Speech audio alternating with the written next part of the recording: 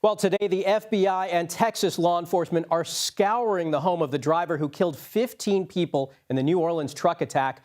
Right now we want to bring in CBS News correspondent Jason Allen. He's got the latest from outside the home in Houston, Texas. Jason, what are investigators looking for? Well, Michael, first I want to tell you, this is a new vantage point that we're able to bring you now for the first time. As authorities have been investigating here over the past, 18 hours or so, they had blocked off most of the access to this area, and so we'd been looking at it from the back side. But now as they have wrapped up their investigation and their search here, really in the last 90 minutes, we've been able to get just a little bit of a closer look. And so this is the property that they were focused on, a couple of mobile homes here on a street that is mostly made up of fabricated homes. It does have a gate at the entrance that has now been opened up. Really, you asked were they looking for when they were here. I think we can divide that into a couple of different things.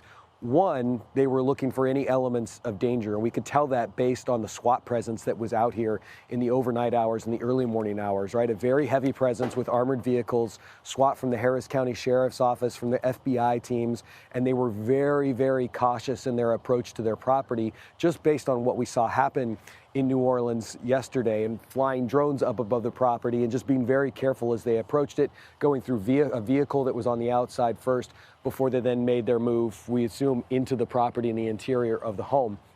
Once they got in there, they would have been looking for any more evidence, right? Any materials that led them to any idea of the planning process that went into this, maybe potentially others that were connected to this, anything that helps them further the investigation. So those would have been, I think, the two separate things that you could look at as they were approaching this property in the overnight hours. Now, Jason, we've been talking all morning about how this has impacted the people in New Orleans. How are people in Texas reacting to the developments here? Yeah, great question. And, I think it's interesting on this street, Michael, right? There's maybe a dozen homes, 14, 15, very, very quiet.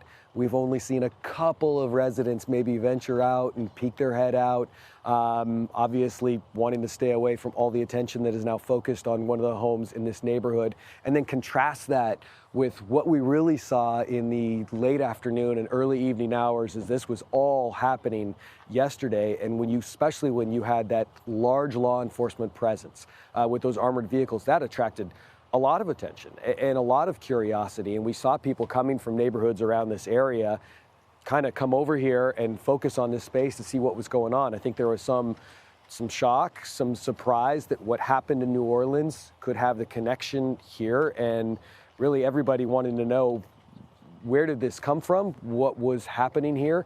Obviously, those are answers that we are hoping to learn from investigators as the day goes on today. All right, Jason Allen, thanks so much for joining us. We appreciate it.